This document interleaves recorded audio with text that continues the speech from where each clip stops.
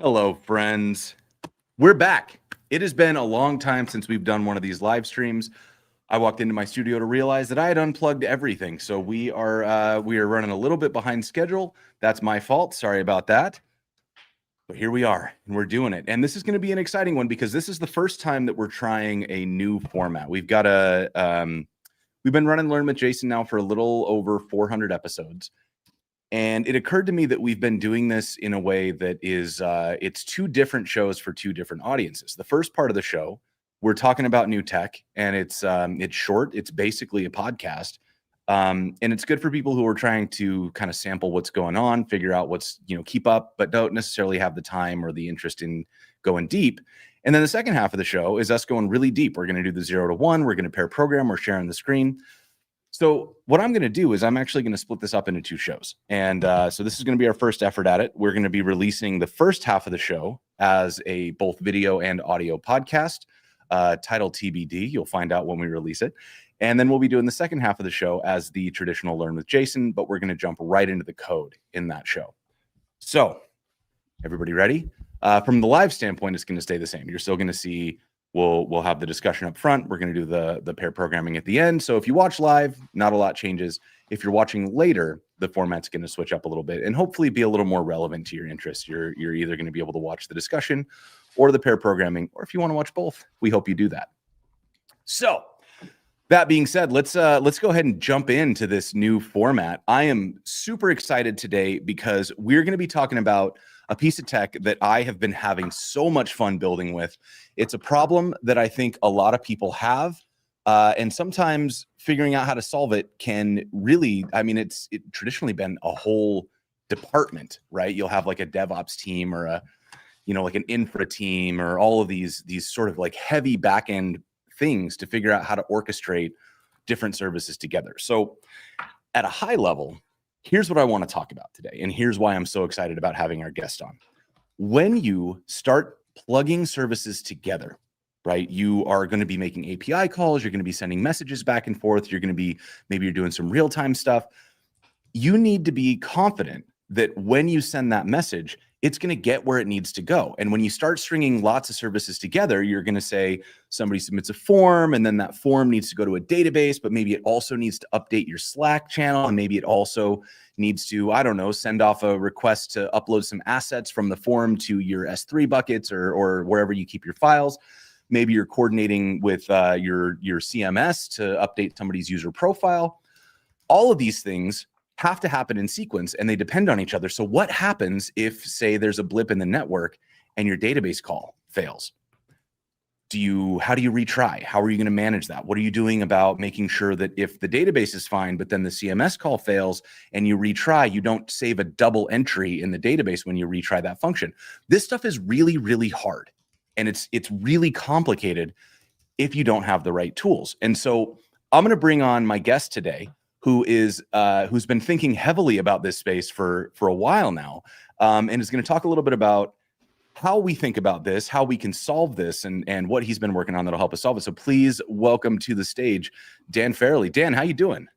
Hey, Jason, how you doing? Pretty good today. I'm so happy to have you here. I feel like you've been building stuff that has been scratching at an itch that I've had for a long time, which is I like to plug lots and lots of things together. I love making nice, complicated workflows, but the pain of doing that when it goes wrong, right? Like the happy path is always great. Like, oh yeah, I do this, and then it goes here, and then it does that, and then this thing happens, and you feel like a genius. You've strung together your little Rube Goldberg device. But then things, you get a network blip. If somebody's on a slow network connection, something goes wrong, and the whole thing falls over, and now you're on manual debugging duty.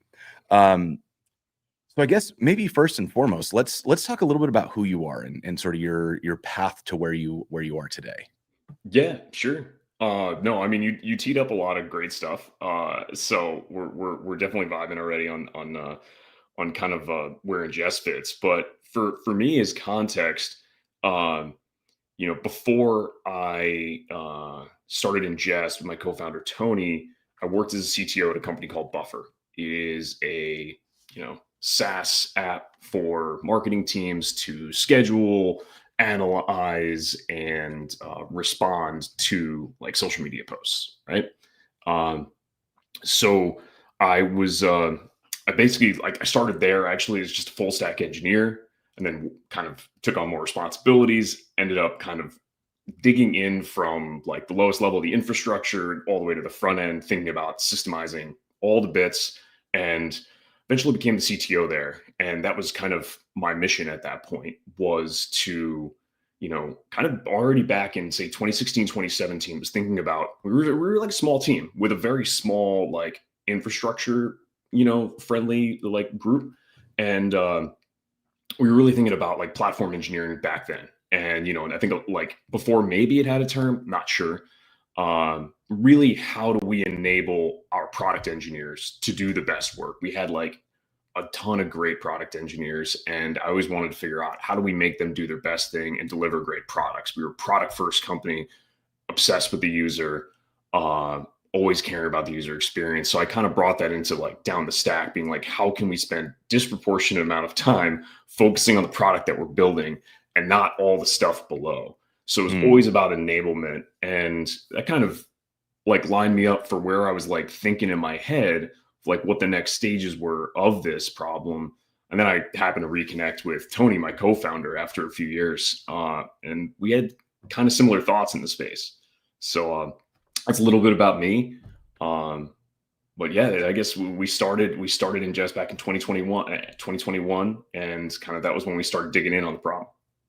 And so Ingest then is sort of an extension of problems you were solving when you were at Buffer. Yeah, completely. Both Tony and I had very different experiences. He was building for a healthcare startup, and I was building a SaaS startup, and we both had seen like similar flaws, just in different problems and different use cases. So it definitely is an extension of like, where are things going over a long enough period of time, right? During the, almost decade that I spent at Buffer, there was like, we saw a big range of changes, right? In the 2010s, there was a lot of changes that happened in software, right? Product was built on Backbone and like CodeIgniter originally. And, the infrastructure was pretty rudimentary originally, but then we saw Kubernetes, which brought more complexity to kind of the infrastructure side of things, but it also offered the ability to layer on your own custom abstractions on top of the infrastructure. So, I think it just kind of is a continuation of what was happening there. And I think, Tony on his side, he was working at a healthcare startup and was building kind of complex flows that he had to, similar to what you said in the intro, hand roll a lot of these distinct cases that were required for, say, HIPAA compliance. They had to trigger an event and have an audit trail for that. They always needed to be able to understand what happened in the system for HIPAA compliance. Also, of course, being safe for PII. Trigger, say, a delivery to happen, but then if something didn't happen after X number of days, if that, say, patient didn't approve and say that I received this package, they needed to do something about it. So there was always a trail and a thing of actions that needed to happen to follow through. And for his use case, he had seen that everything prior to this was building everything from scratch, bespoke, like I'm going to store this state in the database, and then I'm going to have a cron job that goes and checks the status of this after days. So you're building the same thing again, but there should be an abstraction above that allows you to kind of define the business rules and the business logic and not have to worry about all the pieces. So more of a general purpose. So like we came at it from two different angles, but at the end of the day, we both aligned on like, this needs to exist. There needs to be something better. Yeah. And so, the way that, as you said, people hand roll these things. And so I think the first step that somebody would take would be, as you said, you got a database, maybe you're setting up a cron job. But as you get more services involved, you start getting into these retry situations, third-party services. It starts to get a lot more complicated. So traditionally, how have companies solved this when they're rolling it in? Like, what are some of the tools that you'll see in the stack? Yeah. So I think, I think it also is sometimes useful to think about where Ingest fits in the stack to kind of how I think about it, and then explain what would have been there kind of thing. Yeah. So if I look at like the stack of a modern application, if you're building, maybe previously it was a web app, an API, and a database, for something simple, a CRUD app maybe. And when I see this now, there's a fourth component, and I see that it's ingest, right? It is an execution engine that allows you to do the more complex things in your application that are not achievable from the client, from a synchronous API, or from a stateful database. Mm-hmm. So what does that kind of like mean? The stack that would exist below this is a web of, depending on what you need, a layer of queues, choose your own version of whatever you want here, spinning up that infrastructure, whether you're running a queue yourself on a machine or using something that is like a cloud provider solution.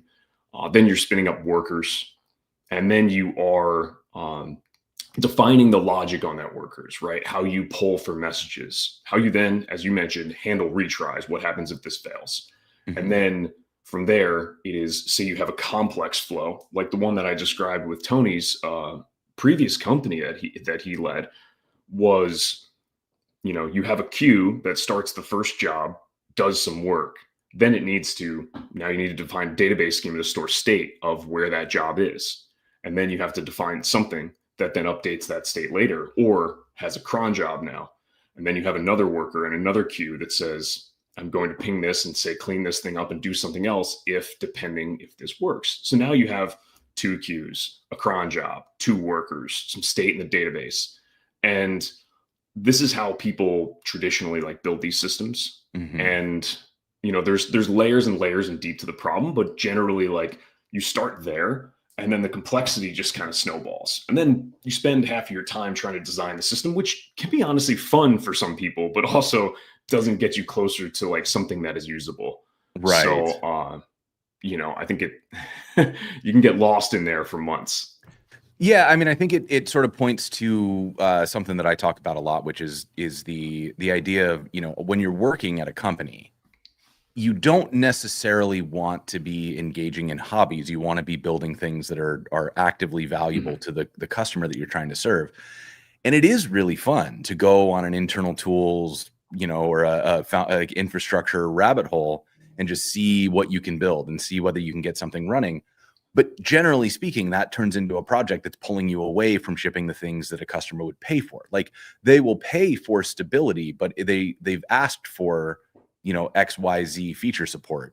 And if you spend 6 months building infrastructure stability, you are not shipping on features. Mm-hmm. And that can cost you in the long run. And the other thing that I think about with this is that in addition to just the overhead of having to spin up these other services, it tends to, especially for say like a front end heavy team that's, maybe you're building in a TypeScript stack, or you're more of like a full stack kind of JavaScripty house. When you start getting into these backend services, you either have to hire a specialist, or you find yourself needing to learn like RabbitMQ or Kafka. And then when you're deploying those services, it's not like deploying front-end services. You got to have a whole different deployment pipeline, and there's different ways to manage the servers, and all these really not necessarily complicated, but like just chores, like mm-hmm. things you got to go learn. You got to figure out how this system runs, how to make it resilient, how to make sure that you're not going to have it fall over when you end up under load, or that when you restart it, you don't dump the active jobs that are incomplete, and like all these really interesting little problems that happen, that if you've never done it before, it's like, oh God, it's daunting. It's really daunting. And so I know that this is where you and Tony started. This is where Inngest came from. So maybe let's talk a little bit about, how are you approaching this space from the technology side? Yeah. And I guess, from this, like originally what we wanted to start with was, you made a point about this kind of front end team heavy kind of thing, or full stack teams, which is like, I think, it's been happening in various teams for years, but like this full stack product engineer kind mm-hmm. of good on the front end, solid on the back end, maybe on the system side is a little bit like, is where you might be dipping your toes. And I think when it comes to that, we saw this group and said, you know what, let's see where they are, right? Mhm. You know what? Some people are deploying their apps to serverless, right? Pick your serverless front end system like say a Vercel. And how are you deploying anything in the background there that's running durably? So we originally approached as saying, what's the least common denominator? Let's make something Right. that works for serverless, then it'll work for everything else. So it'll work on servers too. Because typically in these systems, you have to run a worker. So now Mhm. you've moved out of serverless and now you're, say, running something in a container. Maybe you're scaling those horizontally. You have a fleet of containers. Maybe you're dipping in auto scaling. Maybe you're not getting that far. And you're kind of having to manage all the stuff that happens in the background that you have no visibility on, right? Because that's one thing that's very easy is like with an API, you ping the API, request, response, you see feedback, you can log a failure. With things that happen in the background, it's a little bit more opaque. How do you give feedback to the user? How do you figure out what happened later? How do you retry and whatnot? But so we originally started and we looked at serverless and said, let's make something that works serverless friendly. So we defined basically like our original approach, and this is still our main approach right now, is you can define in your API server ingest functions that are Mhm. running, and you define the event, any flow control, which we can talk about, and then just a handler.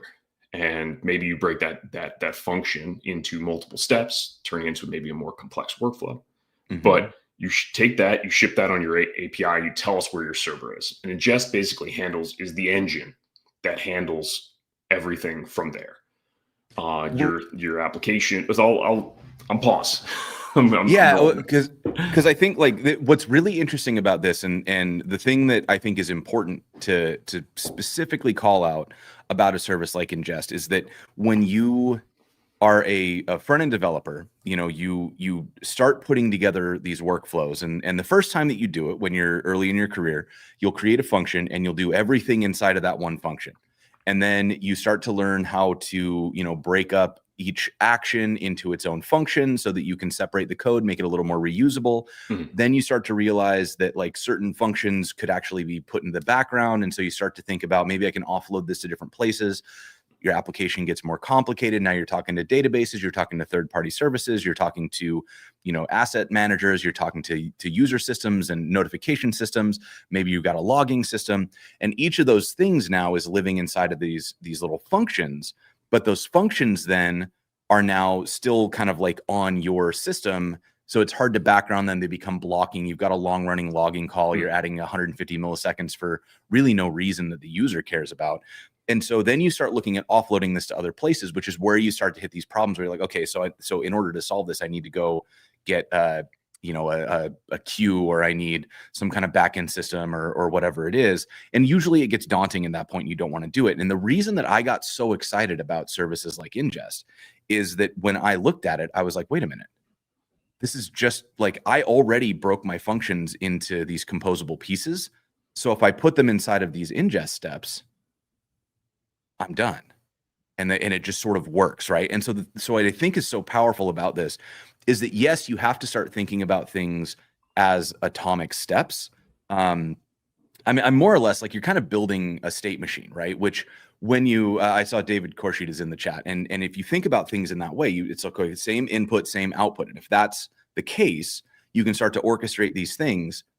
But then putting them into ingest isn't like I'm learning how to do a YAML configuration or I'm learning how to deploy a container. It's like, wait a minute, no, I was already writing these Mhm. utility functions. Now I'm just organizing my utility functions with a little bit more of like, here's where it starts, here's where it ends.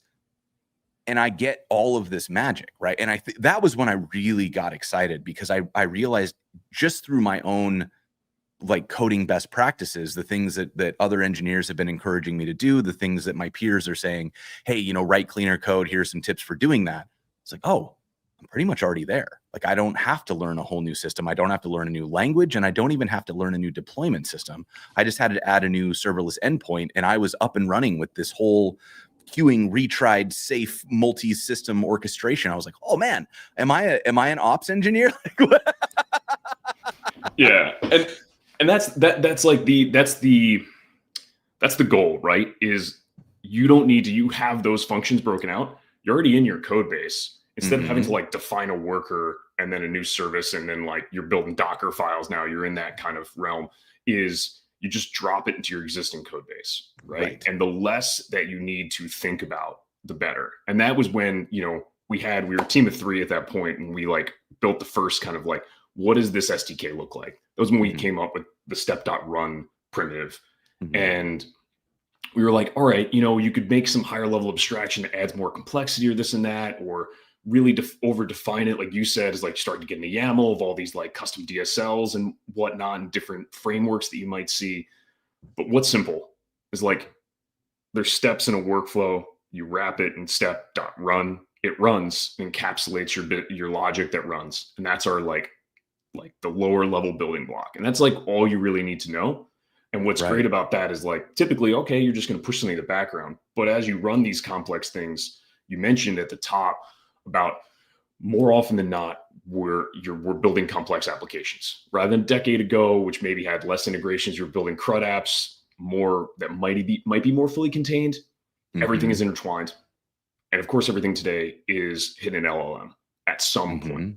So you're hitting all these different stages and something can fail. So this step primitive is basically wrapper to say, hey, this is a side effect, or this is something that is running.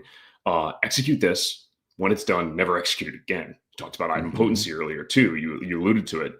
And then run the next thing. So, but if that third thing fails, maybe that you don't want to rerun that LLM call in the beginning if it was fine, because you're also then wasting money and you might be doing things twice, right? You might be and you're wasting time. Right. You're wasting time. You're wasting resources. So that step primitive that we have is just the building blocks of kind of building these like durable functions or durable workflows.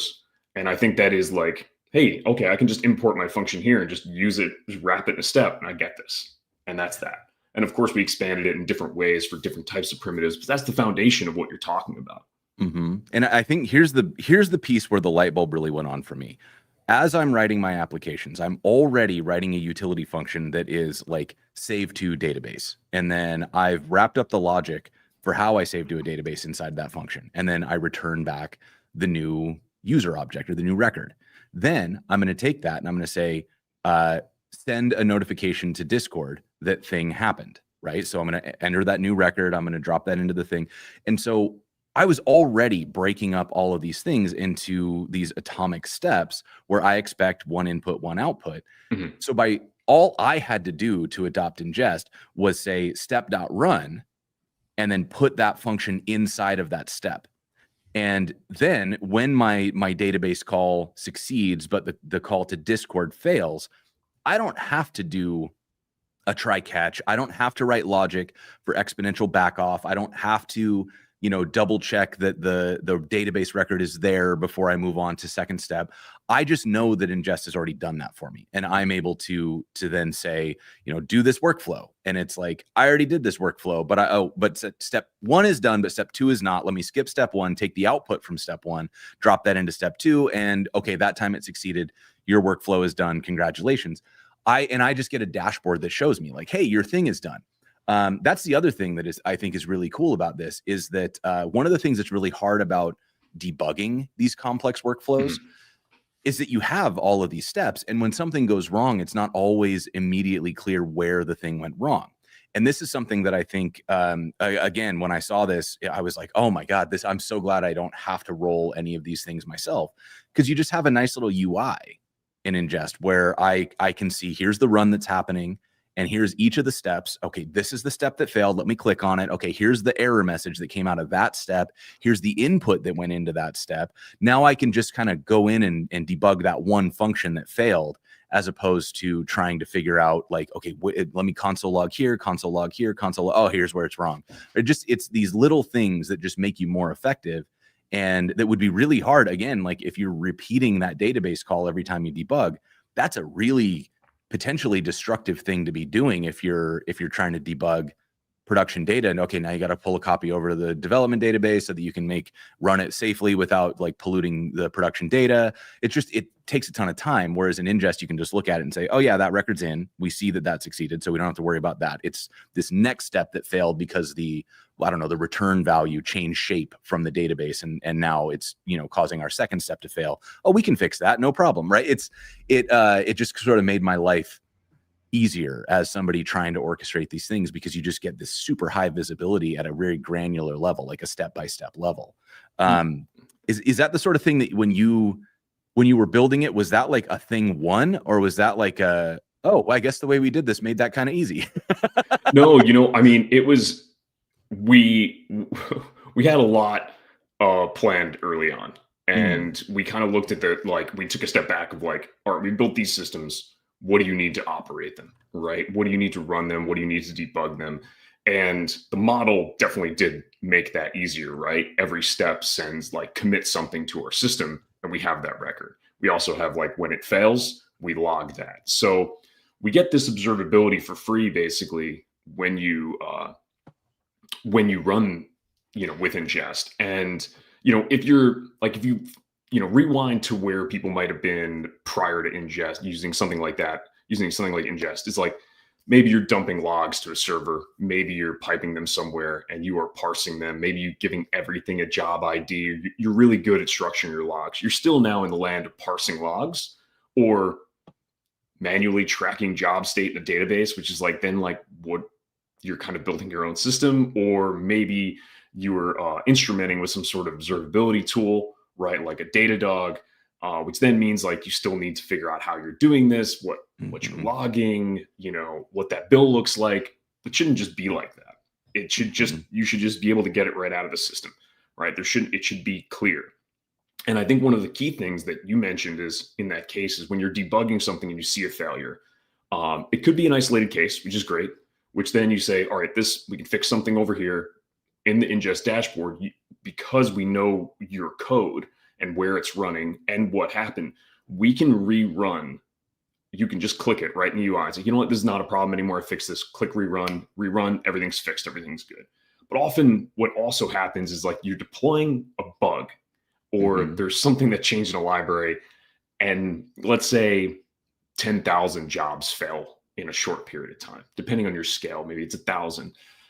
And typically, you might have to work with dead letter queues, or you might have to say, let me just scrape all my logs. Now I'm going to replay something, or I'm just going to communicate to my users, I can't fix this, right? It's a terrible situation to be when you're like recovering from an incident.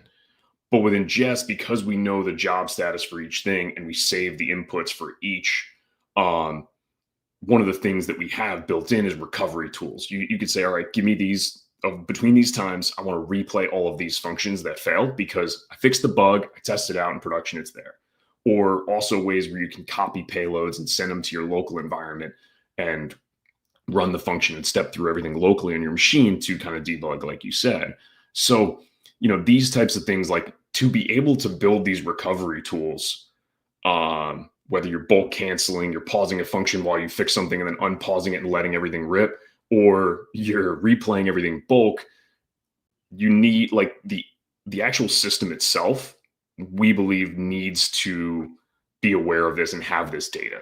If you offload this to, say, a third-party observability tool like a Datadog or something, you're still kind of in that boat where you're like, I need this data out of Datadog, and then I need to put it in my system and then figure out how to replay. So, I think that's kind of a key thing that we saw, that when you're building systems like this, things happen, that you're going to need it. So we knew that we needed the data so that you can self-fix it and you can have these recovery tools. So I think it all kind of flows into the same thing that allows just devs to get things done. Yeah, I think, and so we're just about at time here. So to just kind of put a bow on this, I think the thing that I love about this approach to managing the complexity of modern apps is that, we, as the people building the apps, want to be focusing on the specific bits of logic, right? And maybe we need to do some step-based stuff where we're going through and updating a lot of different systems and services, and we need to be able to, we don't want to have to think about retries and the, like duplicate data or all of the complexity that happens there. Maybe we're doing something where we need to wait for user input and we need to be able to pause a workflow and wait for an event to happen so that we can then continue once we get like a confirmation or once a user completes a task. Maybe we need to do something that's real time. It doesn't matter what it is. The way that you've built this system and the way that Ingest is set up to work is that I get to write the flow that I want to write as a linear thing. And I say, do step 1, do step 2, wait for event, do step 3, send this real-time event back to the browser, and then wait for that event so that I can do step 5. It keeps going. And from my standpoint, I'm just writing TypeScript, right? And that to me is such a powerful way to level up any complex workflow and to remove all of these things we were talking about, managing queues, managing infrastructure, managing all of the things that make this stuff hard, just kind of becomes something that we don't have to deal with anymore.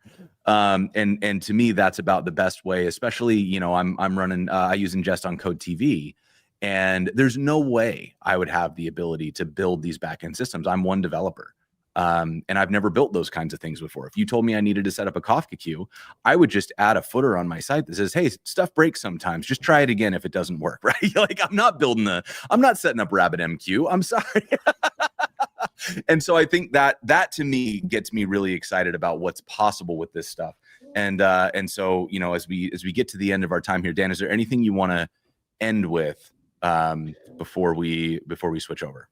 Yeah, no, you know what? I think you said, you made a lot of good points. And I think overall, like, as an engineer myself, our team is all engineers. I'm sure the audience is all, product engineers too, kind of in similar places.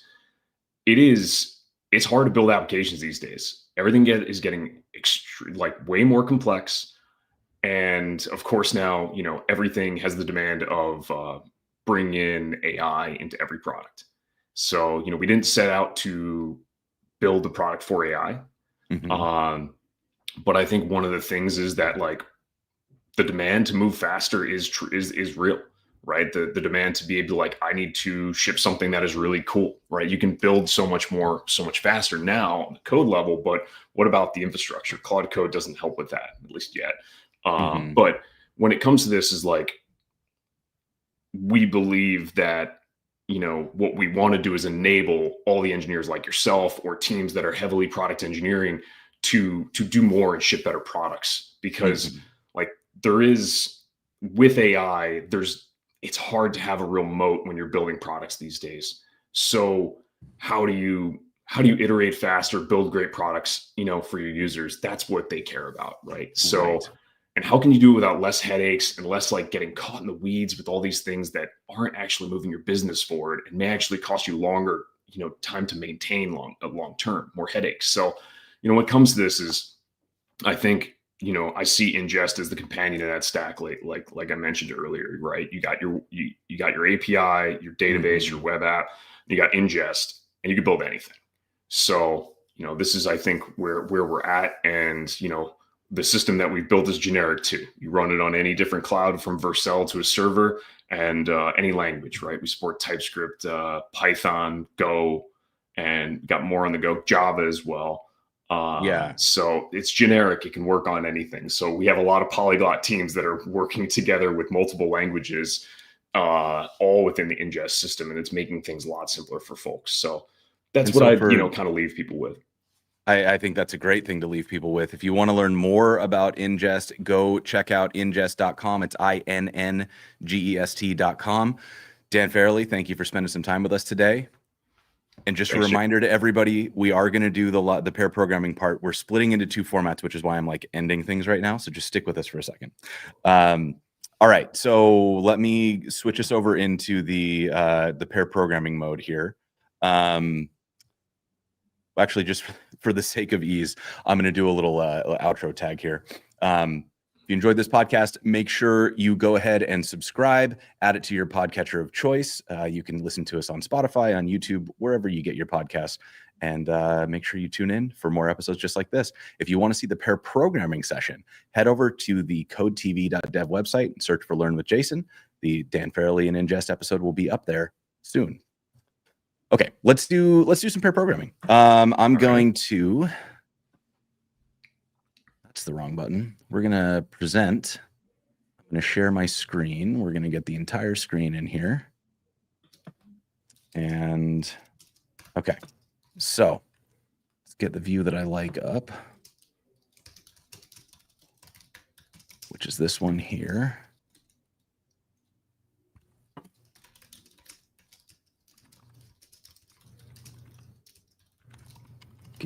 and running with Inngest. Okay, we're gonna get this banner going. All right, everybody, let's rock it. Okay.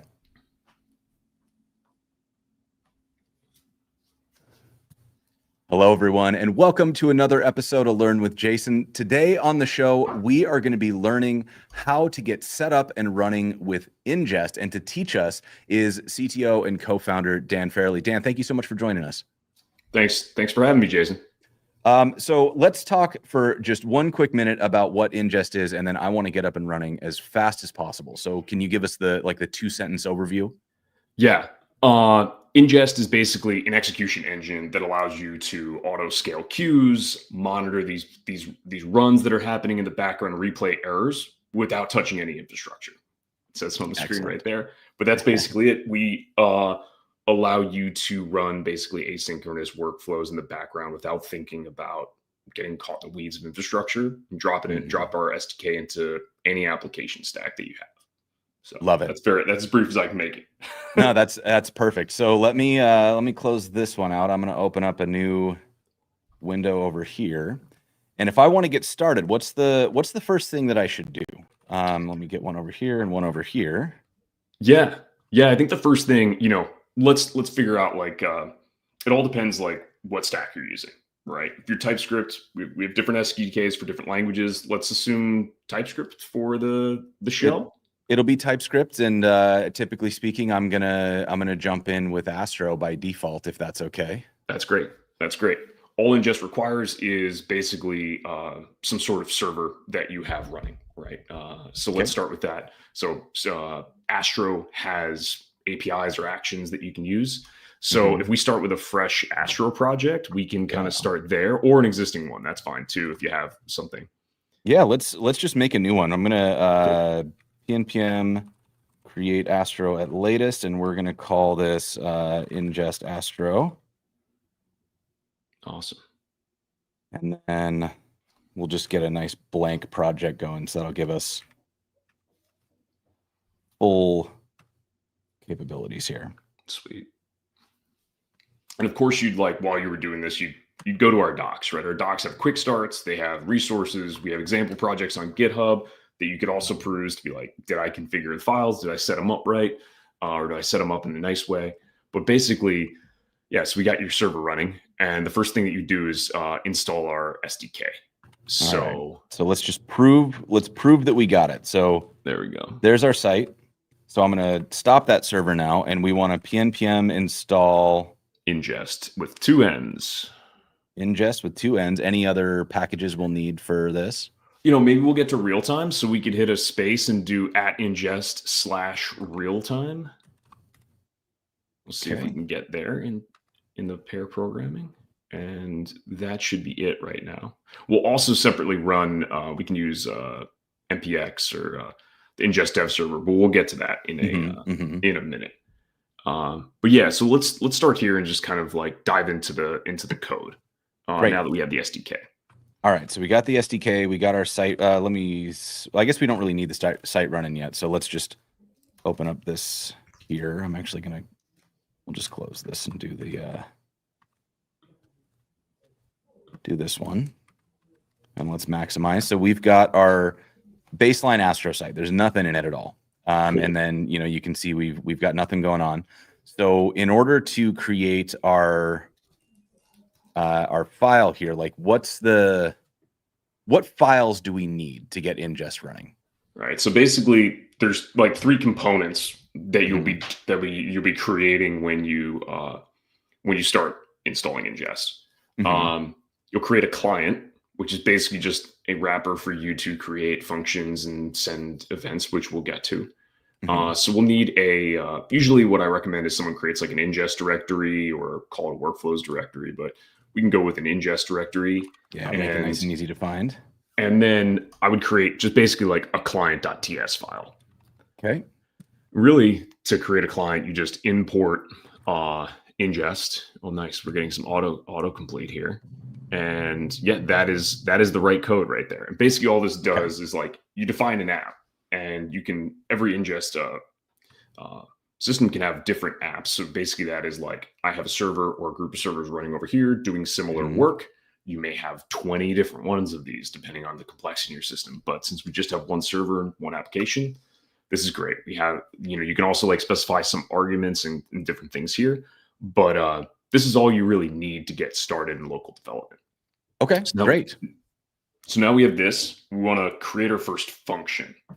Okay. So we can just create, let's think of a good function. What should we do? Well, what's your application do? We want to run something. Let's do this. I want to have somebody submit a form, and then I want to show them a couple options, and I want them to choose one, and then we'll continue forward. I feel like that's a workflow that I've been working on, a simplified version where I'm building like a Calendly clone, right? Mhm. And I've got a lot of that functioning, but let's do the simple case, which is we'll have somebody put in their name, and then we're going to ask them for their favorite color, and then we're going to continue the workflow with that. That'll give us a chance to do steps. It'll give us a chance to do real time, and we can just sort of hard code data to make that easy. We won't get into actual third-party services, I think. Yeah, that sounds good. So let's just create some function. Let's call it like new booking or something, new booking function or handle booking. Whatever we we'll call it handle booking. I like that. Yeah. So then what we'll do is we'll import the client from the other file. Okay, so we're going to import there. And so that code is not completely correct. So don't trust cursor all the time. We do have an LLMs.txt if anybody wants to use that with, say, cursor anything. You can find that on the homepage in our docs. But we do ingest.create function. And create function basically it's 3 arguments. So there's an object, and a callback, basically. So the first object, and this, let's just fill those objects, and then and that auto completes, correct. So the first object is basically like, what are we defining the function? So to define a function, really all you need to do is specify an ID. And you got to think about this as like, this is a slug. So let's just call it handle booking. Okay. What this does is it creates it defines it uniquely in your system. So when you're invoking this, we know exactly what it is. So if you change the ID, it can break things. So that's why it's called that. And the second argument is the trigger. So in our case, we're going to use an event trigger. And then let's say, I think booking created is a good event. Makes sense to me. And what we also try to recommend when you're thinking about events in systems, some people have, some people haven't. Sometimes it's a really nice pattern where we think about like object action. So you're thinking about a noun or something, and then a verb, usually past tense, because someone created it or initiated it or did something. And this is responding to that input. So just like you would use events in the client side of an application, right? Button clicked, right? Something like that. So in this, this is all you need to do for the function right here. So we could, let's return something too. Let's just return, some sort of success or let's return an object, and then with a message that just says booking created. Yeah, why not? And we'll just leave it at that. So this is basically just an ingest function. That's the bare bones of what you need. There's a lot more that you can do from here, but we'll just kind of pause here for a second. Is this all making sense so far? This is all making sense so far. So, so we're saying this is what the thing is called. This is what causes it to run, and this is what it does when it's called. Exactly. So in this area, like if you had some existing logic that you're already using, you could just import any libraries or any business logic and use it within that handler. And that's like, so if you're writing dry code, you're going to kind of break up your logic into like little utility functions anyway. So if you have like, save new user to database as a function, you would be able to just drop that right in here and say like, hey, run my save new user to database function. And the user details would come in the event. And you use it just like you would anywhere else in your app. But now you've got all these bonuses of this being logged and retried and all the good stuff there. Yeah, completely. So now like we just have this, what we need to do, we'll come back to this, and this will be where we'll work mostly. But what we can do now is we need to expose the functions. Okay. So by default in applications are what you want to do is have an API route, right? So that's API ingest, that's perfect. And you might know more about the Astro. It's export get. and that's going to be our return new world or hello world. So that would be like the default. Is it a get, or does it need to be all of them? So it needs to be get, post, and put. So I think we can do. There's a thing for this, isn't there? If I go to your docs. Yeah, if you go to, or we look at the sidebar. Here we go. Yeah, this here is it is. exactly what we need. So So really, you can you can copy that and we'll edit that. So we'll just need to update that path. So this is going to go to. We can import the client and the function separately here. This is just kind of a. And so the functions we don't have yet. And what we're going to get for functions is we're going to get handle booking, and then functions is. Oh, look at it. Is just an array. Yeah. So you can, this allows you to like define as many number of functions as you want. Oh yeah, we didn't export it yet. That's perfect. Okay. Yeah. Okay, so now we've got a handle booking function. Can co-locate functions in a single file, or you can do a function per file, whatever you really want.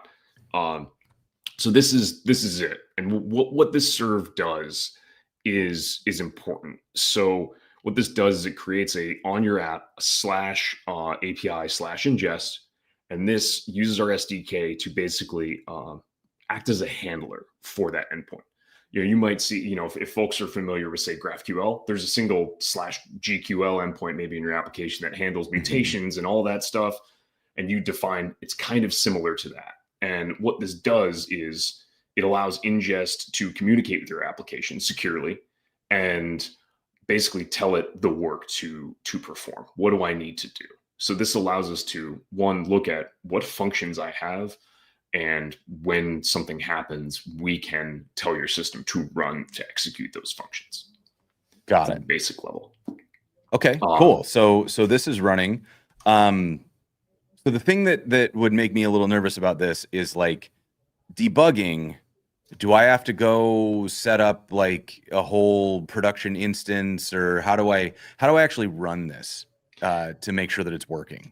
That's a great question. So the core of Inngest is open source. So we think you should be able to run this stuff locally, and you don't need to create an Inngest account to run things and get things started, right? And you shouldn't have to pay us for credits if you're running things locally. So you can use the Inngest dev server, and basically you can download that via npm or run it via npx. So in the terminal, let's make sure is the app running now?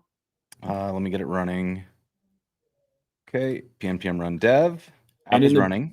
And in the browser, sometimes I recommend that we do like I think just like do a hello world and do maybe /API/ingest. All right, error occurred. What do we got here? Invalid URL. Oh, is this the one we need to do we need to define the URL in Astro? I think we might. Let me double check. So in here, oh, that's not there. Killer Astro config. Source ingest client. IDs. No, that's just the event schemas, which we can get to later. But I don't think you should need. Those are all fine. Those are all fine. These are all fine. So what's missing? It says trying to call URL. Failed calling URL from serve handler. Invalid URL. Interesting. API just 340. I am running this right now myself. Does it run it doesn't run the server actions on another port, right? No. It shouldn't. But it should. Let me just double check that, because we did auto accept some code. So do we do in the client, there's Astro dev, do we have to do -- host? I have that on my let me check. That's definitely possible. Let me try it and see what happens. Let me look back at the demo here. Let's go to Astro. Let's look at the package JSON, and we've got host. Yeah, let's set that and see what happens. So I'm gonna go back to my package.json, and we're going to do astro dev -- host. And then I think we can leave it blank. Let's see what happens. Okay, let's try that again, and we'll see. Okay, so now it's running here. Let's try this URL one more time.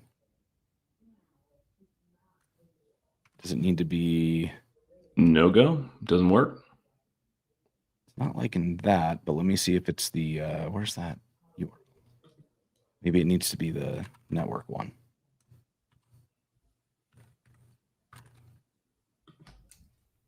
No, it doesn't like that either. Okay, what are we missing? Invalid URL. It is request URL, and so it's not getting a URL, which makes me wonder if it's trying to pull host port. We didn't miss anything. It's all here. No, it's all there. So it should be. Yeah. Yeah. I've. Let me just match the thing. It had the port set to 3000 as well. Yeah. So, let's try that. And if that doesn't work, I'm going to clone your example, and it's going to be just fine. Okay. So we're going to stop and start this. What are you doing? Hello? Oh my God.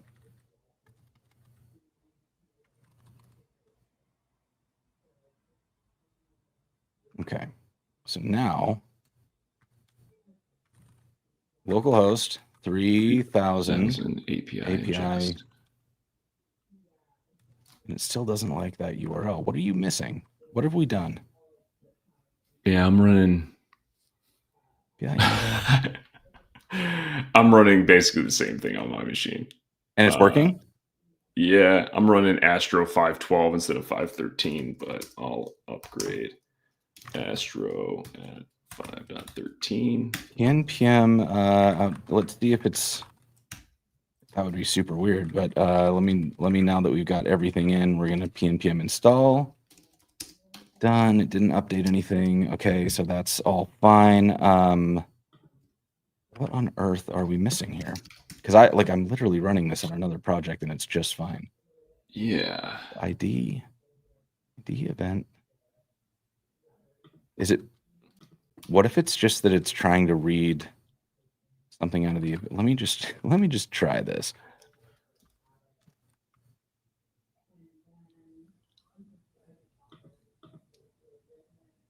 Didn't like that either.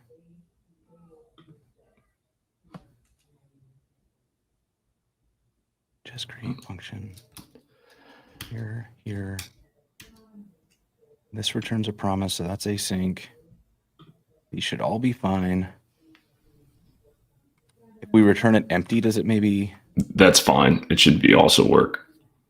What it does is like what this is happening, and this is like I think it's like some sort of thing that I'm not sure with the Astro level is that it tries to introspect the incoming URL. It says the base HTTPS, which is Owen in the comments. Thank you. Said something about that. Is your server in your browser right now trying to do HTTPS? It's not. Let me try this. Yeah, why is the base say HTTPS? What a great question. Let's try it with this, and I'm gonna just see if we can do HTTPS on it. Yeah, I don't know if Astro has something like that.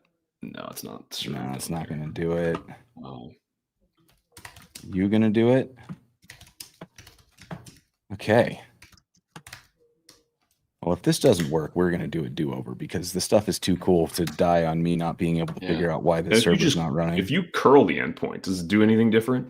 What a great question. Let's try. Curl localhost 3000.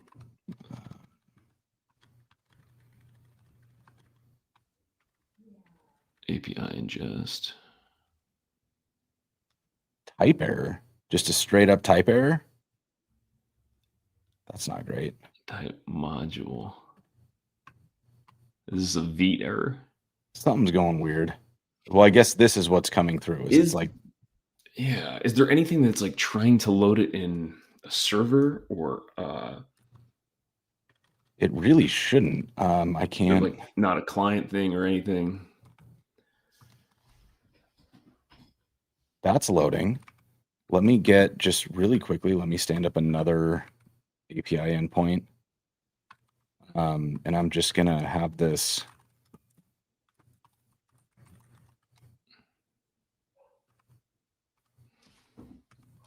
Okay, and that one was called test. Okay, so that's working. So we're missing. It's trying to do something. I have a hunch. I'm gonna try. Oh, just setting the base. We have a config in my test output server. I bet that's what we did. I bet that's what it was. What? I would have to look at that option. Yeah. Where were we? There we go. All right. God damn it. Oh, okay. Well, that was an excellent use of our time. yeah, we could edit that part down. Oh, Jesus. Okay. All right. We're fine. We're doing great. Yeah. So I'm not sure what that option is in Astro, but it's very interesting. I can explain that. So by default, Astro is serving static endpoints. So when you hit a get, it's going to try to do it statically because we didn't configure it to be server rendered. So by configuring it to output type server, we're saying do server things, give us access to the node environment and render it on each request. So that's what went wrong, is basically we weren't sending it the request and it was saying like, I need stuff and not getting it. So that's my bad. I'm supposed to be an Astro expert and I definitely forgot all that. So no, it's all right. Well, it was a good journey, you know? Okay. So now we have a function. This is why I recommend people to open this in the URL. Is like, okay, hey, this is my, like, everything's set up. This is a good like diagnostic endpoint that might allow you to debug certain things in the future, especially in like and it tells you also in the mode dev. It's like, hey, I'm running in local dev mode. Right. So we're good. We're in dev. We've got one function. I can see it here. We aren't doing event keys or signing keys, which we'll need if we want to go production, but we're not doing that right now. Exactly. So let's. Okay, it works. We're happy. How do we do some ingest? Yeah, let's run the ingest dev server. And basically, so now that we have everything, we have the server running. Let's just open up a new terminal or something. And what we're going to do is ingest dev server. We're going to npx or pnpmx, whatever it is, or it's pnpx. I can't always say that.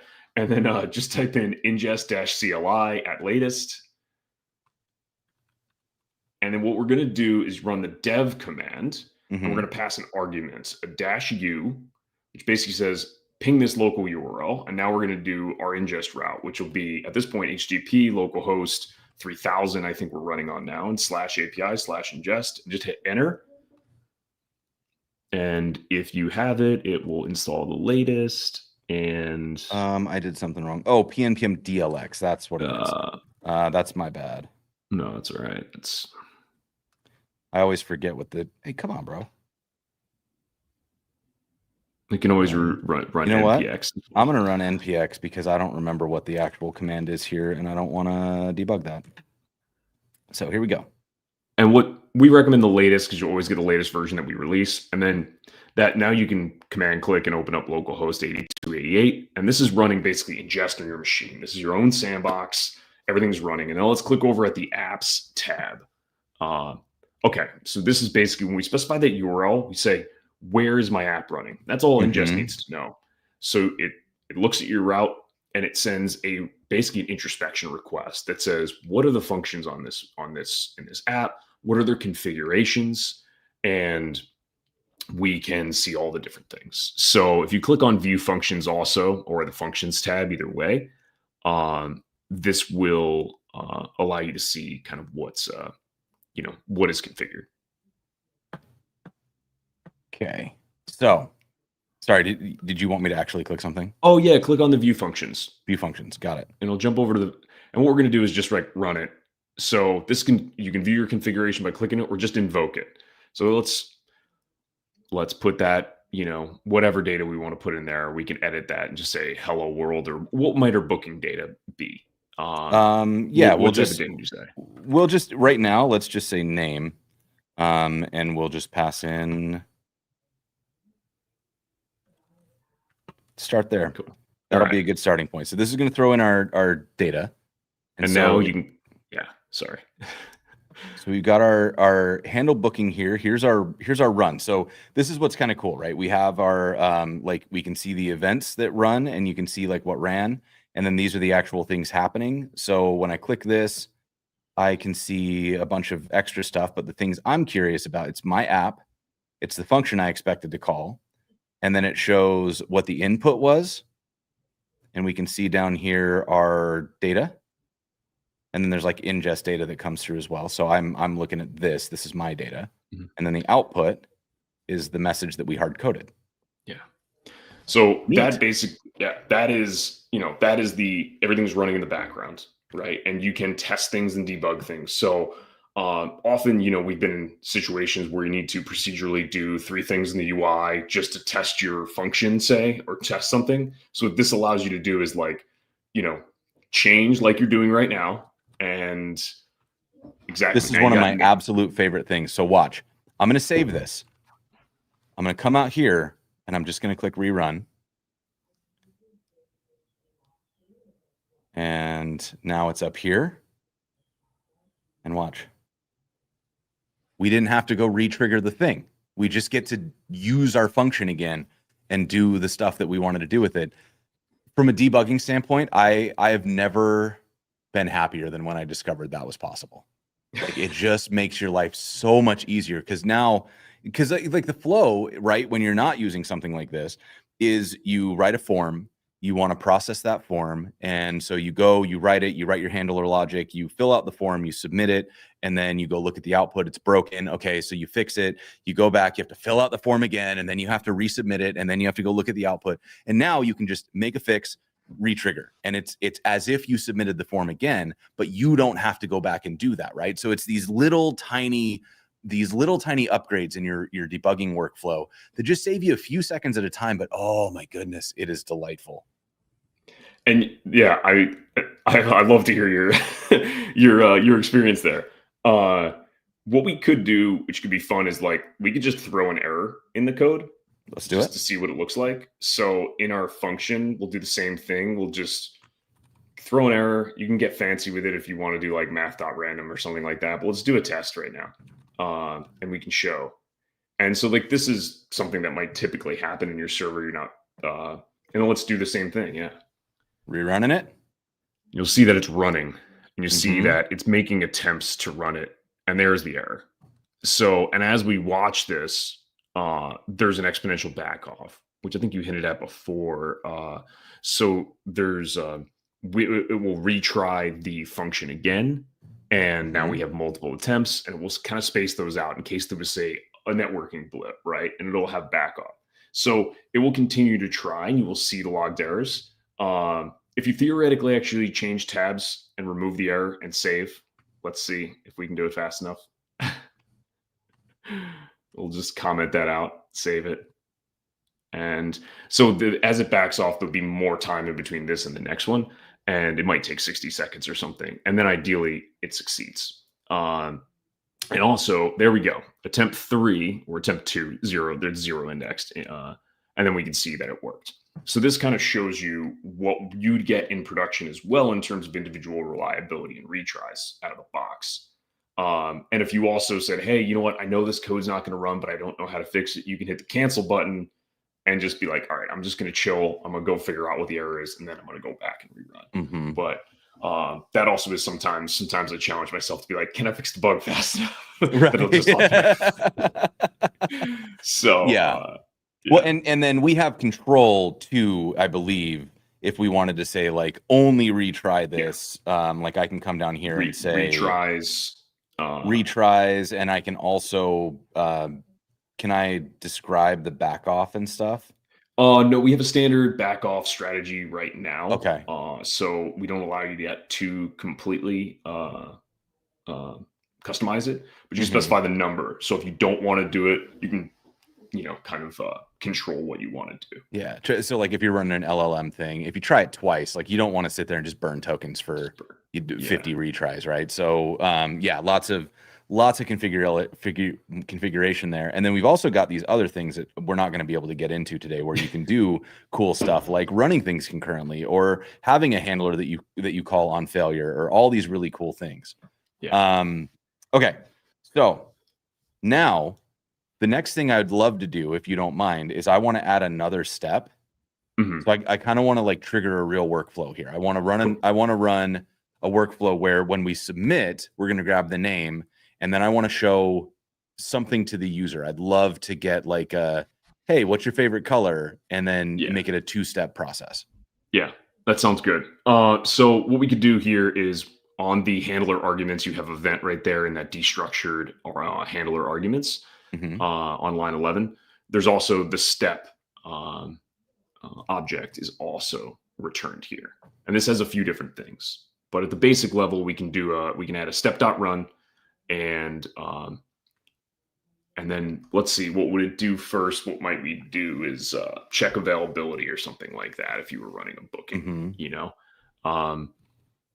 and then we can just kind of make it a no-op, kind of just returning a value right now if we want, and then fill in the rest of it. And then a key thing here in TypeScript land too is that this is an async function. So we want to await the step.run. And and then you can also this handler that's within the step.run is also async. So you can do kind of the same type of experience. You can also do, it's a promise, so you can parallelize it, you can chain them, whatever you want, and you can return values from this to use in other steps. So yeah, let's for this one, just to give our little, like, let's get a message. And so we're going to await, and we'll say, what's your favorite color event data name? Right? So then here I can get this back. And now I have access to this, and it's going to say, what's your favorite color, and whatever the name is that we submit. And then I can use this down here. So theoretically, we would want to like send this message somewhere. And then we want to wait. So we'll talk a little bit about how we would do this. But I guess actually, why don't we, what's the easiest way to show this? Like, we can probably just we can just invoke an event to show it. Yeah. I mean, realistically, there's two things that you'd go from here, right? You need to trigger, we've been testing it in the dev server, and what I typically say, if you want to figure out end to end, you have that form in the front end that triggers, say, an Astro world, maybe an Astro action, which then sends the event so that you can kind of use the front end to trigger the job. So that would be the thing to wire it up end to end. And then we could do a human in the middle thing depending on time. Yeah, let's fake it first, and we'll send the event, and then if we have time, I would love to continue and try to get the real time wired up. I think that would be really fun. Cool. So yeah, I think with this, like, just a note on the other thing, what you'd do from the front end with your form ideas, you'd have your form, you'd trigger, say, an API endpoint in any system, or an Astro, or say next a server action, and you'd import the ingest client, and you'd use ingest.send, and you'd send the event payload, and that would trigger this asynchronously. So you can then get data from the front end or from wherever in your system to be able to send it to the background.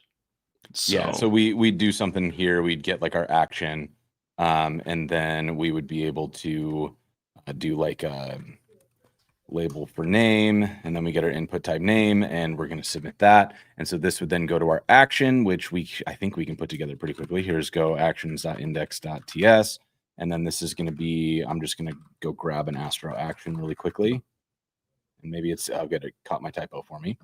And down here, we can do one of these, throw one of these in here, and we're going to define our action, and our action is going to be submit. We got the name. Right. And down here, we can just grab a really quick one. You don't have like a good export const server, my action. And then down here, you submit to my action. Okay. And so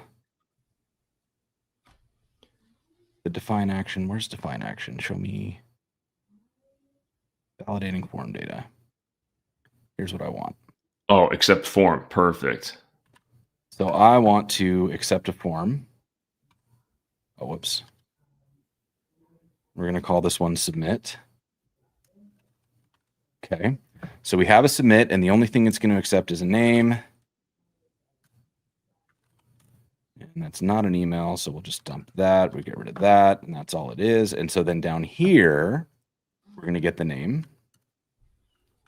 And then you can import the ingest client from the client TS file. Got it. Perfect. And then it's ingest.send. And then your payload basically is the structure of the data that you're sending. So there's a name, booking created, and then there's data name. It nicely did that. And again, you're going to want to await this as well. Theoretically, you could set it in the background, but depending on your environment, you always want to await these promises and then return whatever data you want. Yeah, we'll just send a message to confirm that it's working. And then back out here, we're going to get our actions.submit, which, oops. And then I think, will just commit. Yeah. Okay. Sweet. So theoretically, and now this is a big theoretically, because I let the LLM do its thing here. We should now be able to come back out here and submit. Cool. And then that did a thing. And then if I'm right,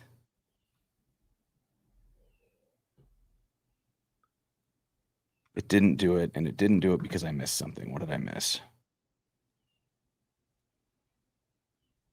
Yeah, I didn't even try to run that. So the thing I missed was form. We get the define action, and then we're going to. Do you have to add an event listener, or can you just? I think so. You should be able to just send it from the form action. Yeah, actions.logout. Yeah. Okay, maybe I have to set the method. Let's try a method.post on this. Oh, yeah. Okay, try that one more time. Here we go. That didn't work. Oh, yeah, it's doing a get. Yeah. There we go. There's our action submit. So theoretically. Boom, there we go. Booking created. You can see the event, and now you can see the payload on the right. And we see it right there. There's the name. Output is booking created. And so now we're getting the thing, right? So now we can actually submit something. So when we get back in here, this is what's happening. We're getting our message and all that stuff. So let's wait for a thing before we fully return. Sounds good. So yeah, color chosen. That's great. It's it kind of did the thing for us, huh?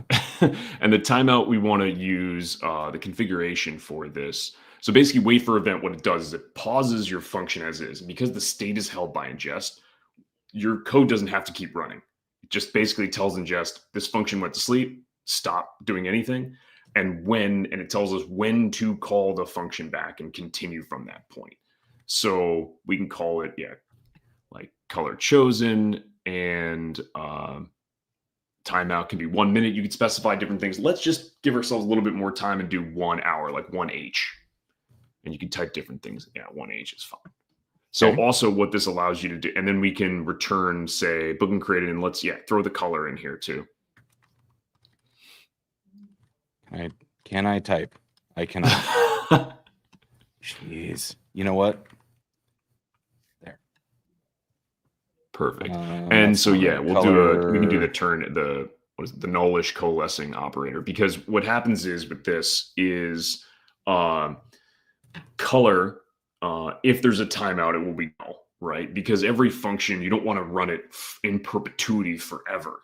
You want it to end at some point. You might give something 3 weeks or 3 months or 1 hour, but we always, require you to set a timeout. So if someone bounces from your website, you're not waiting forever.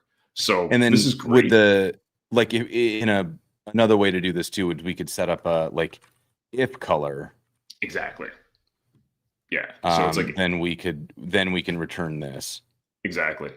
So you can play with the different things. Yeah. Otherwise, you would say return. Oh man, Really reading my mind today. That's exactly what I needed. That's Okay. great. So this then should allow us, and we said color chosen, so they're going to, yeah, okay. Yeah. And this Do is we the just let basic this thing. So rip? let's fire this off. We're submitting. All right, so we're out here. Cool. It says it's running. And then you can look into any of these things, and you see color chosen is blue because it's waiting. And if you click on color, it ran a bunch of times. Every time I saved, it was auto creating. So this is the one we actually submitted. Yeah. Right. So this one right here, if you click on color chosen on the left on the trace, that step, on the right, you can see that this has basically, what is it waiting for? It's waiting it tells you when the timeout will happen, which is an hour from now, and what tells you the event that you're running from. So if you, at the top right, there's a button called send test event. And in here, let's do color dash chosen. And that's what we called it, was color dash chosen. Yes. Okay. So I'm just going to copy paste this so that we don't get confusing things. Color chosen. And then the data is going to be color.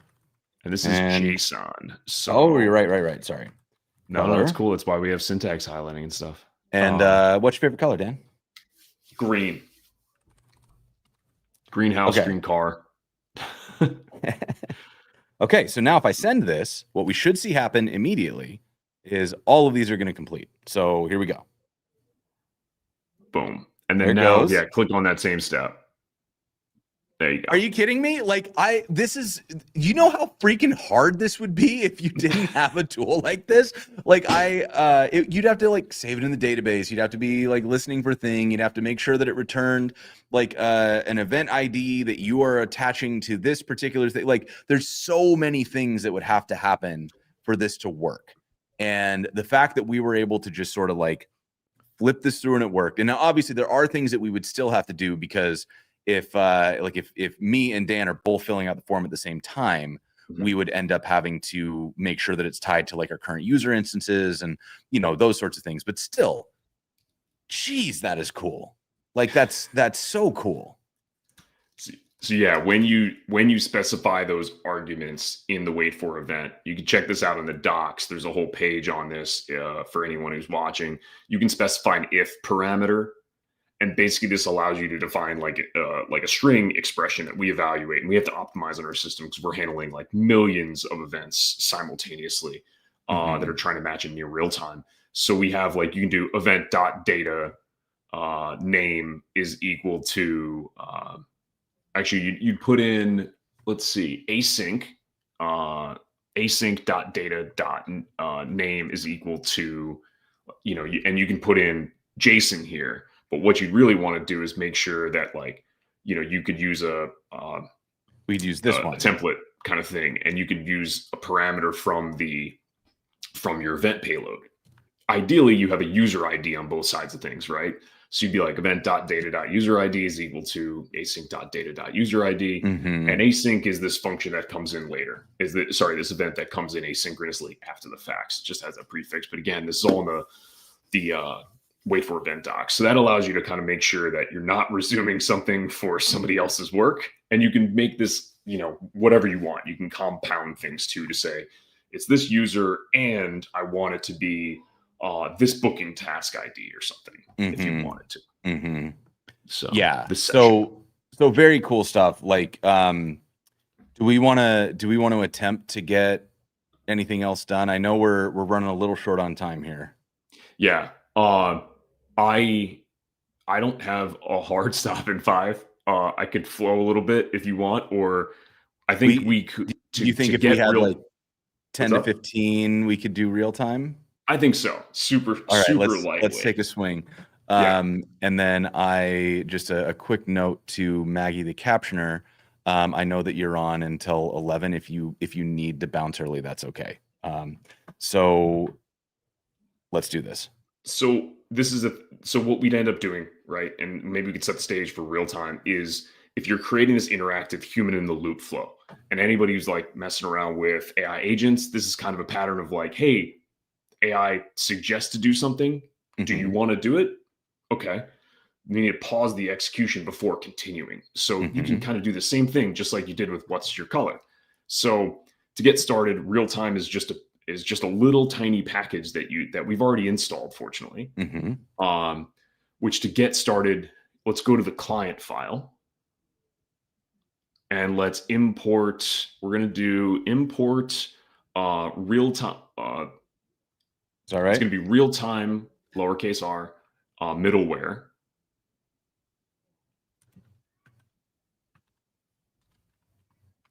And this should be from real time / middleware. Cool. And then on just under ID, we will type in middleware : and that's exactly what it's pre-filling is exactly what we want to do. Basically what this does is like middleware, you can design your own. There's different types of middleware that we offer that allow you to kind of like extend the functionality of Inngest across all of your functions. So real time is basically just middleware that we ship and you can drop in. So now what you can do in the handle booking function, basically there's two sides of middleware, right? Middleware allows you to hook up to a client and get subscribed for updates. And then on the server, you can publish updates. And so in here, now once you've added middleware, there's in the arguments on line 10 of the handler, there's a event step and there should be now a publish. Cool.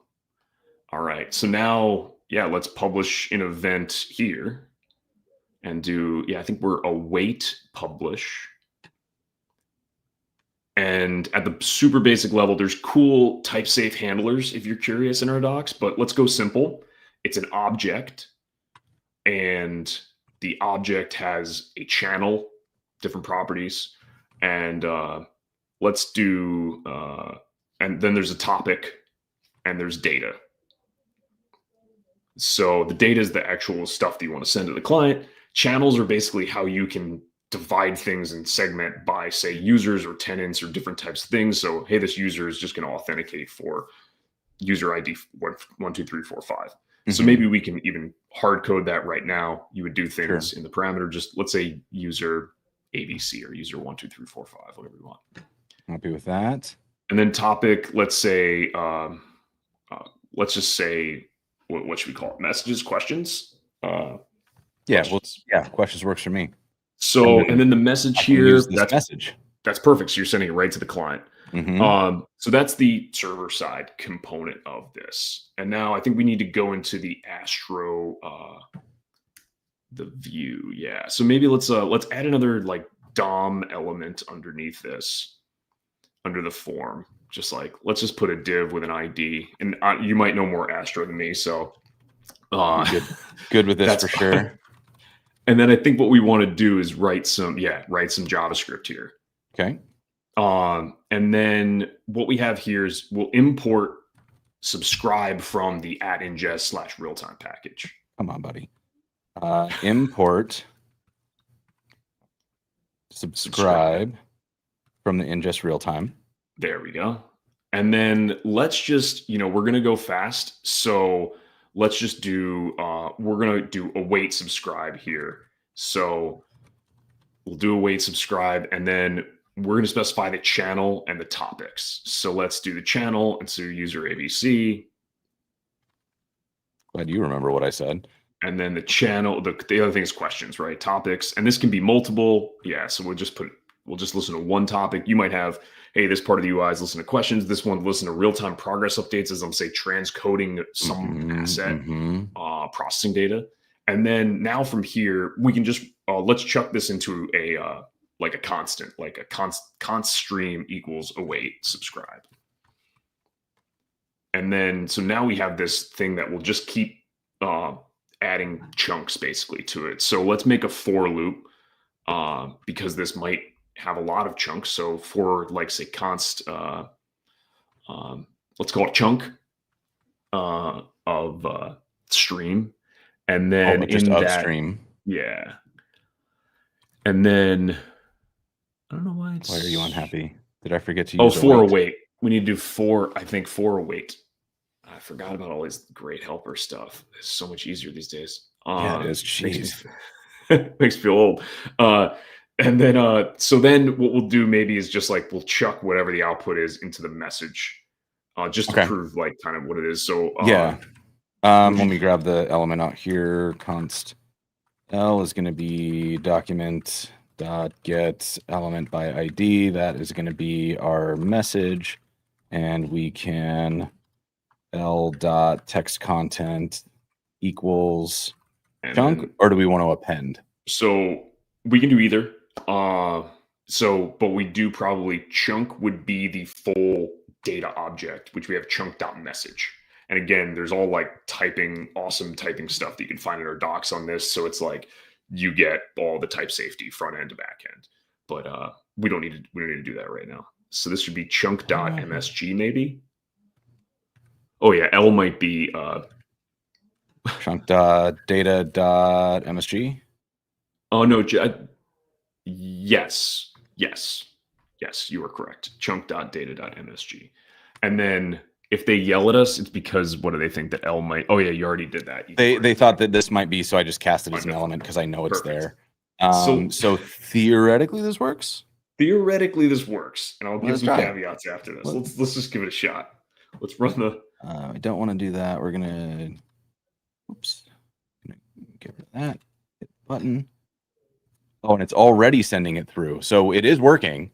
Oh, so you know what? Because it kept resubmitting to the function. I specifically don't want you to resubmit. Keeps resubmitting the post. Okay, here we go. Okay, so now if I say my name. Yeah. Sweet. Ta-da!